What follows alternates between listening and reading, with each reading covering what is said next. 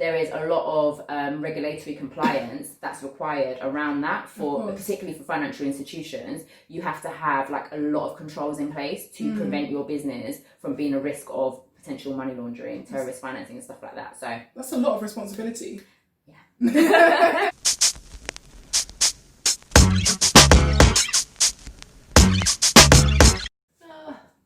Drink. We're fully finished in this bowl.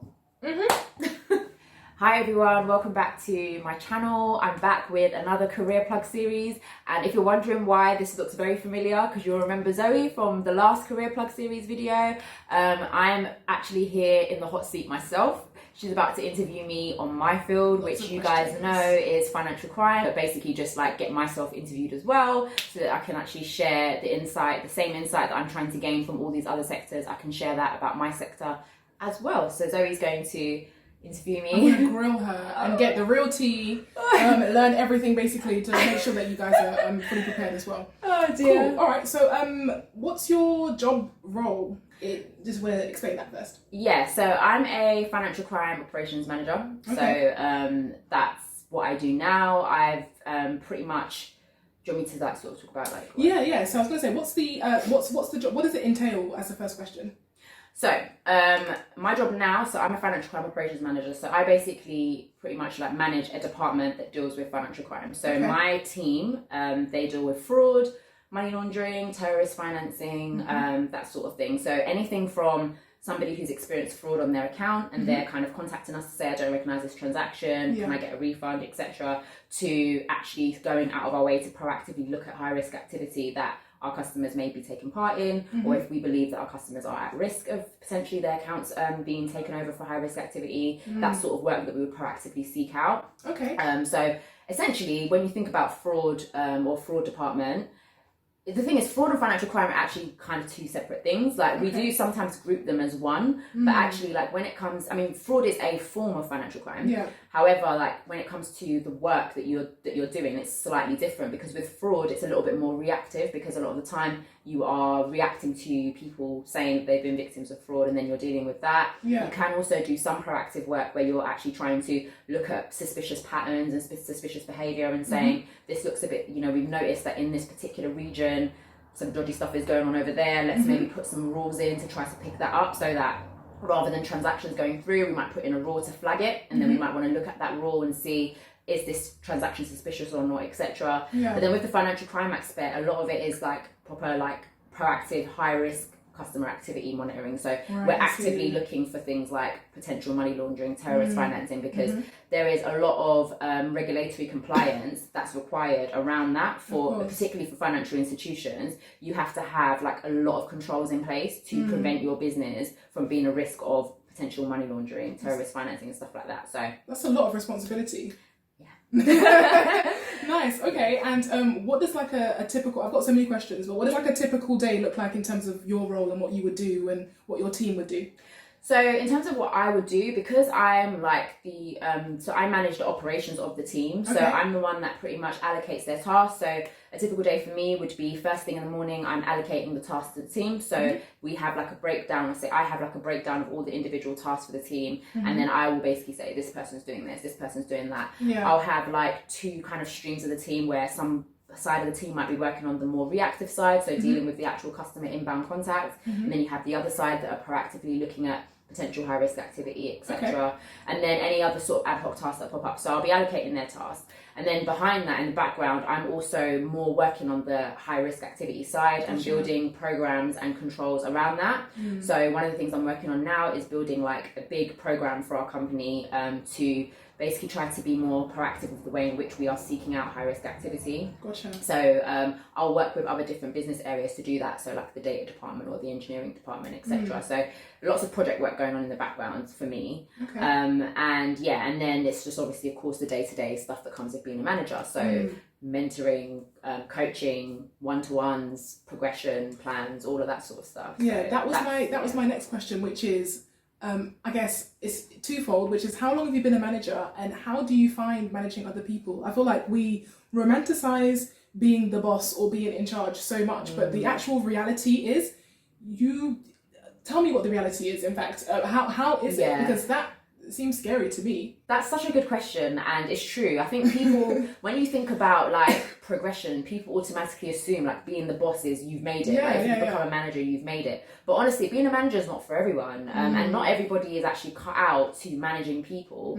So I started managing people about 3 to 4 years ago. So that was like, so I started off as kind of like a team lead about 4 years ago. I was like a team lead, and I had like a little team, and I would like manage them and their day-to-day responsibilities. And then actually after that, my next role after that, I actually decided that I was going to not manage people. So after that experience, it wasn't even a negative experience. It wasn't negative. It was just, I just wanted to experience only managing myself. So even though I had manager in my title, I was actually only managing a function, which was, so I was a fraud manager, but I was just managing myself. So I wanted to see the transition between managing people and then managing myself, and seeing which one I actually quite liked better. So I would say in terms of what it's like to manage people, it definitely requires patience. You need to be patient. You need to also not, like for me, I'm not a micromanager. Like my team will vouch for me. I hope you guys will vouch for me. That I'm not a micromanager. I'm not somebody that is going to like be sitting on your ass every day, messaging you all the time, asking you what you're doing, like constantly on you, breathing over your neck. That is not me. I'm very much a hands-off sort of manager, where it's like, this is the work that you need to do. Go and do it. I don't care what you do within that time. Even if you want to go and spend an hour on YouTube, as long as the work is done at the end of the day, I'm not going to question it. And that's very much like my approach, because I feel like for me, my approach has always been like, you need to be somebody that, you need to trust your team. Like you hired them for a reason, and like you can't be that kind of person that, like, yes, sometimes as a manager you get pressure from up above, but with me, I realized that there's no one size fits all approach to managing. That's another thing. I can't manage everyone in my team the exact same way, because everybody requires a different kind of attention from me. So you have some people that might need a little bit of extra coaching. You have some people that are actually quite fine to just be left to their devices. And then you have some people who are like a bit of a hybrid of both. So it's about identifying what the individual needs are of your team and being able to then apply your management skills in that way. But what I would say is that it's quite universal to the way in which I manage my team, is that I'm very open, very transparent. I try to build a rapport with them individually. You know, I don't try to kind of like big up my chest and be like, give that I'm the boss attitude. Like I've never felt like I've needed to do that, but yet I've always felt like I've got the respect from my team that I get as somebody that is the boss. They don't make me feel like, oh, she's too soft, let's walk all over her. Like if anything, I've always been nothing but nice to them from the beginning, but I've genuinely never felt like they've took the piss out of that, in all honesty. I've never felt like that. If anything, I feel like because I'm so relaxed with them, and because I'm very much like focusing more on trying to like help them progress, I feel like they work harder, if that makes sense. If anything, because they feel like, actually, like, I don't want to let show down sort of thing. Like, so, so I think for me, like, that's how managing's worked for me. It can be challenging in the sense that, you know, if there's the people aspects of it as well, right? You need to be, exactly. And if you're not somebody that's a people person, you will really struggle being a manager. Some people think that they're people.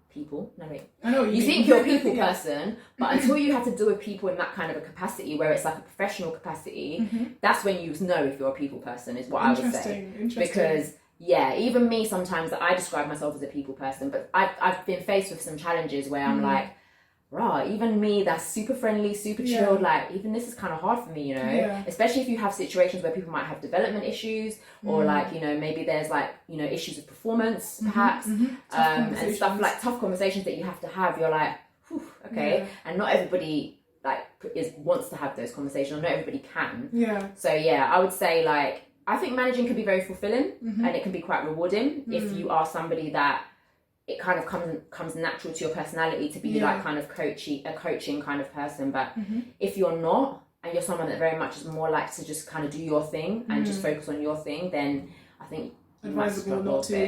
Okay, and I guess you're dealing with your own personal things as well. That's as another thing as well. Exactly. So you're managing a whole team. You're managing all of their individual responsibilities. You're managing their individual progression, but you're also managing your own tasks on top of that as well. Making sure that you're meeting your objectives. Exactly, because you have your own separate to that. And then and obviously the work that the team does reflects on you. So like their performance and or like everything they do reflects on you. But then aside from that, you've got your own stuff that also like impacts you. So it's constantly spinning plates. And Interesting, because you see, I definitely, like I said at the beginning, people romanticize, you know, the whole being a boss thing. But at the end of the day, if you believe that you're great at your job, but then, you know, your whole team or parts of your team are not performing, you know, it still comes back to you at the end of the day. So Exactly. because you're accountable not just for your own work, but I'm sure part of your remuneration, I can never say that word, is based on, you know, the team and how they perform and everything. So it all kind of comes back to each other. Absolutely. And my role specifically now as well is like, it's very operations heavy. Really? So like, whereas my other management roles, well, my other management roles have also been quite operations heavy, but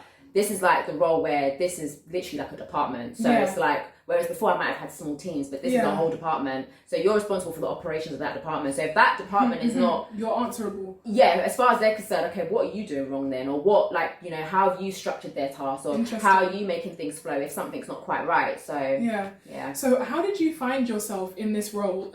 Did you used to do it previously and then went to being a manager? Or talk me through like what your career has looked like since graduating to present.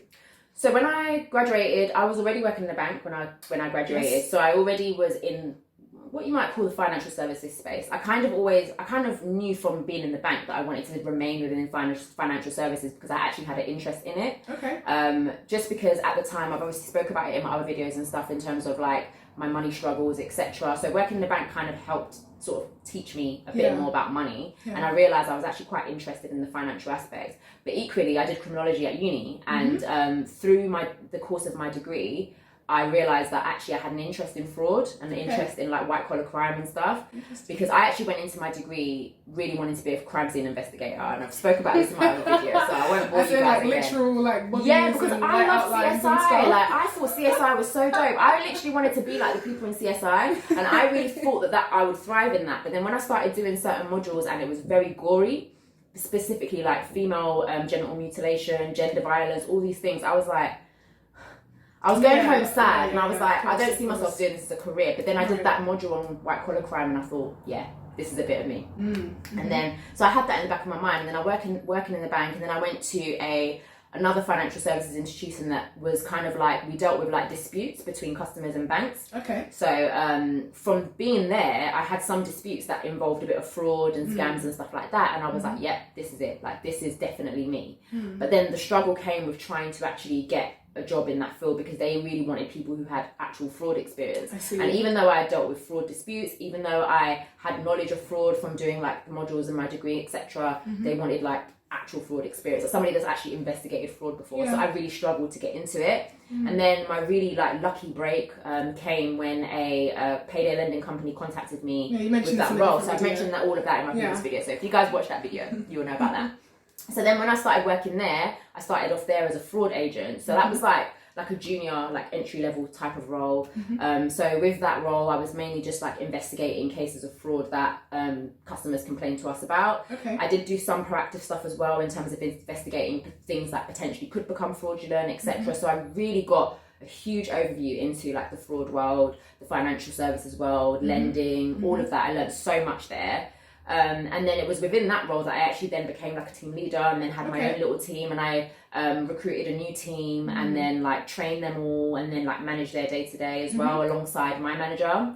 So yeah, so that was when like my first sort of like management experience sort of came from that role, and then I left that role to then go into another like fraud and payments management role, and then from there I've just had like Gotcha. And what would you say are the things that you enjoyed the most, and what would you say are the biggest challenges of your role?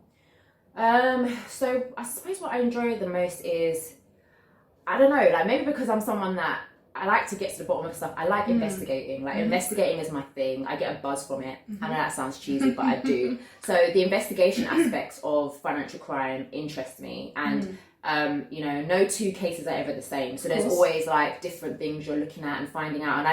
And yeah, maybe it's that it kind of started from the bank as well, like always like seeing people's money, looking at people's transactions, looking at people's transactions, spending patterns, etc. I've always found that quite fun. Yeah. And that's obviously transitioned into the financial crime side of things, because you're doing that a lot. You're looking at customer spending patterns, saying, is this irregular? Is this consistent to what they usually would do? Why are they all of a sudden spending money in this region? Why are they all of a sudden doing this? Yeah. So yeah, I enjoy all of that. Okay. I definitely enjoy the operational side. So in terms of like allocating the tasks and like making sure that the team's like workflow is correct, all of that kind of stuff. I enjoy that too. and yeah, and I guess generally just the managing people. I enjoy my team are great. Like Nice. honestly, they're a fantastic team. And they're so good at what they do, and they make my job like super easier. So I definitely enjoy that. And then in terms of the challenges, for me, I would say that for me, the challenge is that I don't know if this is like a universal challenge or if it's just isolated to me, but I found that I've struggled with the more senior I've gotten, the more pressure I've put on myself in terms of how much I should know. And the more so when I get to another role, let's say there's new aspects to financial crime that I'm learning, rather than me look at it like, oh, this is something new, I get a sense of insecurity, like, but why don't I know that? And particularly, perfect example, coming into this role, I came into a team that was already established. I recruited a few new people when I joined, but actually I came into a team that was already established. Whereas in my previous experiences, I've fleshed out the team. So I've recruited the team and then I've made it my own. So I've been the subject matter expert because I've trained them. However, in this situation, I was coming into a team that was already established, already knew the ropes, and effectively I'm having to learn from them. So there was a huge insecurity from me of not really knowing, feeling like I didn't know what I was doing, and feeling like, what can I really teach you guys? Whereas, because I think maybe that as well, maybe it's an ego thing maybe as well, like that I didn't really realize that I had, because before I was very much in that position of being that person to teach, being that person to show people the ropes, being the go-to person. But I really struggled when I started this role of not being that go-to person as such, because I'm having to like seek help from other people, and I often wasn't always as open about things that I didn't understand, because I didn't want to look like, oh my gosh, the manager that's been brought in to basically reshape our whole department doesn't really know certain things. And for me that was a huge challenge. Do you know what's funny? Because if you were advising someone who was in your shoes, you'd be like, well, it's fine, you've just joined the job. You know, ask some people, ask questions, don't be afraid to, if you need some extra help. I know. But when you're looking at yourself, then I just find that's always really interesting. And I think as well, it's that, I think that whole, the management side of it, I think like made it worse, because I think had I come in as maybe like a junior analyst, then you're happy to ask people questions. You know that there's other people within the team as well, but I don't know why I put that pressure on myself, because I've come in as quite senior. I felt like I needed to have a certain kind of knowledge to match that seniority, and I don't know why. Like, no one made me feel like that. It was just me. I really, really felt like that, and I struggled with that. That I would say that's a challenge. If you don't know how to kind of navigate that, and if you don't know how to manage that, then I would say that's a challenge. So going off that then, what would you say are some of the key traits that make you in particular, and then just in general, good at your role? And what are some of the things that you think would not suit a person to be in this kind of role?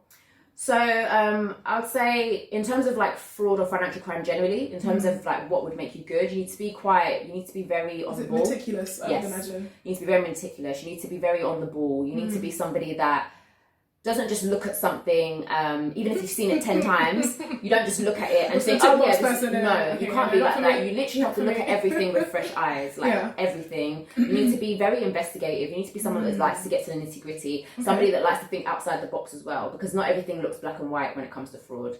So you need to be somebody that is also quite patient as well. I think you've got to be quite patient, especially if you're in a customer facing fraud role, because if you're having to tell someone that, sorry babes, I'm rejecting your fraud claim because of this, you need to be prepared to have those kind of conversations. Customers blow up and stuff and be like, what do you mean? Exactly. So I think you definitely need to have like a certain level of patience, and you just have to have a genuine interest in it, because I think, again, I feel like it's another role that is quite glamorized, in the sense that if you think of fraud, you're like, oh, that sounds fun, that sounds exciting. You need to have a genuine interest in it. You get to bust bad guys all the time. Exactly. It's not always like that. Like, sometimes you might, like, I've had moments in my career where it's not just always been as like fun as that. Sometimes you might have repetitive, just boring transactions or boring like cases or whatever. Like, it's not always going to be exciting, but for the most part is. Same as all jobs anyway, but exactly. So I'd say that's something to be aware of. And then in terms of somebody that wouldn't really suit the role, if you don't really have an analytical mindset, and I don't mean like a technical analytical mindset, I mean somebody that just doesn't really like to really use their brain a lot, like, not to sound mean, but somebody that just doesn't like to, I don't think you'd thrive well in it. And if you don't like looking at numbers a lot, then probably not. If you don't like the ever-changing environment, because with like fraud and financial crime, things change a lot, regulations, etc. If you're somebody that's not adaptable and you don't like change, you like to just come in every day and do the same thing all the time, then you probably wouldn't really like it, because things are ever changing. And even in my team as well, they know like processes are always changing, or new processes are always being added. So there's always new things to learn. You think, oh, one thing's been sorted, and then next minute there's something else. If you don't like that, then it's probably not for you. Yeah. And equally, I guess on the management aspect, if you are somebody that likes to keep yourself to yourself, you don't really like to... That's not going to work. Yeah, you don't really like to deal with people. You don't like the idea of you being responsible for other people's work and that other people's work reflects on you. If you don't really like that, then yeah. And no bueno. Okay, cool. And in terms of like salaries, so in terms of pay, what can I guess, to start from someone who would be in the industry, so kind of what kind of range can you expect, and then also for a manager, what kind of range can you expect? So when I first got into it as that entry level person who had no experience other than dealing with those like fraud disputes that I mentioned, I started on 33 grand. Okay, yeah. So that's not typical, I would say, because usually I would say the kind of average for like an entry level investigator might be about 25 to 28. Okay. I would say is like sort of like the average for entry level. So actually I was being paid quite well for somebody that actually hadn't done it before, been in the industry. But I think it's different. It depends on which industries you go into. I went into a fintech. So fintechs and startups tend to pay quite well, some of them. So I think that also had an impact on that. But yeah, I think it really depends on the industry you go into. But I would say like 25 to 28 is quite expected for like an entry level person. Okay. But like when I started on 33 grand. Okay, cool. And then you said what's the max, like, so when I first became a manager, so not when I was like doing the team lead sort of position, but when I first became manager, I started on 50k. Okay. So that was when I first became management, and then that was like maybe 2 or 3 years ago. So yeah, so it just goes up from then. And are there like opportunities to grow in terms of in the role? So would that be just becoming responsible for more people, or would it be that you got your manager's job, or how would like progression work in general in this kind of industry? It can go different ways, because there's so many streams that you can go into. So you have like financial crime investigation, you have financial crime intelligence. So like that's more to do with like data analysis and looking at rules, looking at trends, and constantly like developing like rule sets and stuff. That's an avenue to go into, and that might not necessarily involve managing people. It might just be that you're managing the intelligence function. And then you have like other sides. So you have like the money laundering reporting officer, for example, who's my boss, and that person's their sole responsibility is to make sure that no money laundering takes place for the company. It's a big role. It's a big role, and there's a lot of responsibility that comes with that. So they're usually FCA regulated roles, so they potentially if the company is found to have been like complicit in like serious money laundering or terrorist financing, the money laundering officer could find themselves in jail or fined, or so because the role is so big, you clearly will get paid a lot for that responsibility. It really depends on the industry you go into and how much wealth of experience you have. Nice. So some people tend to go in the MLRO sort of direction. Some people just want to remain like in the management field and just progress in that, and you still can do that. And then some people might want to go to like the director route. Some people, a lot of people actually become consultants. So when you become a consultant, of course, the sky's the limit. You could be commanding £800 a day, whatever. Do you know what I mean? Because you've like got that experience, and then you're working like for yourself at this point. So so then the sky's the limit in terms of how much you can earn there. And if you're working for like a bank or an institution that provides bonuses, again, more earning potential. You can, a few jobs ago, I was in a job where I got bonuses like every quarter. So nice. This job I don't get any bonuses, but like so the earning potential is quite good. Interesting. Okay, and when you say that it's more in terms of like the split, is it kind of quite male dominated, or is it like a mix 50-50, or what would you say kind of does the working environment look like? My team is actually predominantly women. Really? So there's only about like 3 or 4 guys in my team. There's actually not a lot of guys in my team. My department's quite big, and there's not actually a lot of guys in my team, but I would say it varies. I think it varies by position. I find like if you go super senior, then you probably will find there's probably more males. But I do find like mid-management to like junior, I say it's like quite a lot of females. I think it varies. I wouldn't say it's like, I think it's male dominated when it's like when you get super senior or like exec level. So if there was like a chief financial crime person, then it's likely that person might be a middle-aged white man. But but I feel like you see that across the board in most industries. Like the more senior you go, the less representation you see in terms of women or like ethnic minorities and stuff. So interesting, which is why we're doing this to, because we all need to be trying to get to exec levels. Precisely. Yeah, no, I agree. And I guess just to throw a question in there, if you were to do your journey again, would you still go into this field, or do you think you would choose a slightly different career path? That's such a good question. But I catch you off guard there. Yeah, no, that's a really good question. Would I still do? Or do you want to be an astronaut? Do you know what? Yeah, I'm not gonna lie. So I think I would still do this, but at the same time, if I could go back, like when I think of my mindset at that time, my mindset at the time was making money and clearing my debt. Yeah. So for me, I would have done anything that was going to help me achieve that, because that was like my main focus. Like I was kind of open to doing whatever. Like even when I was at the bank and I was thinking of my next move, I applied for loads of recruitment jobs because at the time I was told that you can make a lot of money being a recruiter. I wasn't successful with any of them. But and I'm kind of happy I didn't go in that direction. But yeah, I was open to doing anything. So I was very much like, what's going to make me the most money? Like that's literally what it kind of was like. But I was like, what's going to make me the most money that I'll also enjoy? And that was kind of like when like the fraud sort of thing came into it. But yeah, I think I still would have probably chosen something similar, something that involved investigative work. The main kind because of I did start, because I went to uni wanting to be a crime scene investigator. So I think that investigating thing would have needed to come in somehow. It might not have been exactly this, but I think I would have still gone a route that involved me doing some type of investigative work. Not the police though, because people always ask me that. Not the police. Okay, and I guess lastly, so obviously everything you've said today is super interesting. If I'm like a student, I'm like, right, like that's amazing. Like what Shay's done is great. I want to duplicate that. Like, what would you suggest would be my first step? Do I need to study for anything in particular, or how should I practically get started? So I would say first reach out to people who are already doing the job. I think that's like really something that I wish I did, because again, back to the whole like glamorizing job things, I wanted to get into fraud, but it wasn't like I actually knew anyone in the job, or I didn't speak to anyone who was doing it to know actually if it was something I would actually thrive in. I would say first thing is to reach out to people who you may know doing the job. Go on LinkedIn, search for roles, reach out. People are actually quite like open on LinkedIn. If you reach out to people on LinkedIn and say, hey, I'm a graduate, I'm just thinking about getting into your role, can you please tell me what it's like? People will be on, like, people will let you know, like, the good, the bad, the ugly. So I would say reach out to people in your field. Also, like, don't be opposed to trying to get experience where possible. So, for example, where I was, my job at the time wasn't a fraud job, but I made sure that I found, like, I got them to put me on, like, cases that involved fraud.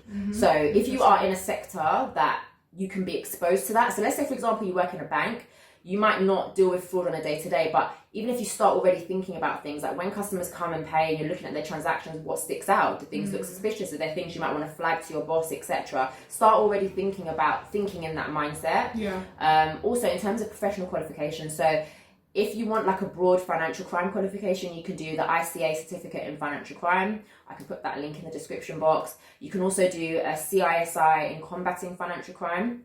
That's a lot cheaper than the ICA actually, and you can also do an ICA certificate in anti-money laundering as well. So I would say those are like good entry level kind of courses that you can do to one, open up that knowledge for you, but equally also it's they're very well recognized qualifications. So within like the financial services industry, when people see that, they're like, oh yeah. So that's another thing. You can also do an ACAMS, which I think it's the Association of Certified Anti-Money Laundering Specialists. That's actually more of an international role, like a more of an international qualification. And there's also the Certified Fraud Examiner, which is another international qualification, which I'm actually doing right now. Nice. So there's actually a lot, like there's actually a lot out there that you can actually do, and I think I would recommend doing that as well, so you can see if you actually like it, see if the stuff you're actually being taught, it resonates with you and you're like, yeah, I would actually do this as a job. Because you might do the course and be like, I don't really this stuff is wrong, like no. And that's the thing, I did it the other way around. So obviously I never did any courses before. I was just very quite fortunate to get that role and be given that opportunity. But I did my courses like after I got into the roles, and then when I was reading some stuff, I'm like, especially some of like the like theoretical sides of financial crime and a lot of the history and the laws and the regulation. some of that stuff be boring, you know. So if I had read that before, maybe I would have took my time a little bit rather than rush into it. So yeah, I would say like definitely consider doing like a professional qualification for sure, and just apply as well. Like just try. Like I know I was saying that I struggled, but to be honest, like you just put yourself out there. You just never know. Like you never know. You might focus on your transferable skills as well. You might not have direct experience in fraud, but you might have transferable skills that would help you succeed in an environment involving investigating fraud. So just plug that. Yeah, nice. Okay, that's been super, super helpful. I've definitely learned a lot. I'm sure everyone else has learned a lot as well. So thank you very much for being so open and transparent. And I'll let you... Oh yeah, it's me that's for a second I kind of forgot it was my channel. I thought I was on Zoe's channel for a second. But yeah, thank you guys for watching. I thought it would just be good for me to like flip the script a bit and like actually like put myself in the hot seat. But yeah, so yeah, I hope that was useful to you guys and gave you guys a bit more insight into financial crime and management as well. Let me know if you have any specific questions about my role and what I do on a day-to-day and stuff. If you leave it in the comments box, I will definitely respond. I'll also put the links of the courses that I mentioned in the description box as well. But yeah, thank you guys for watching, and make sure that you're staying tuned for the next episode of the Career Plug series. But until the next video,